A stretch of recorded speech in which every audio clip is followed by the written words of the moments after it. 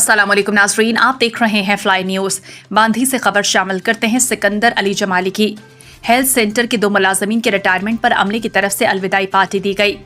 Rural health centre باندھی کے 2 ملازمین سائیں بخش جمالی اور عبد القادر مری کی سروس مدت پوری ہونے پر medical superintendent doctor Ghulam Abbas Chandio کی سرپرستی میں میڈیسن سٹور کیپر خلیق الزمان جمالی، او P D Clarke Abdul Ghaffar کمبر، X ray technician امجد علی جمالی کی طرف سے مشترکہ طور پر ایک الوداعی تقریب منعقد کی گئی۔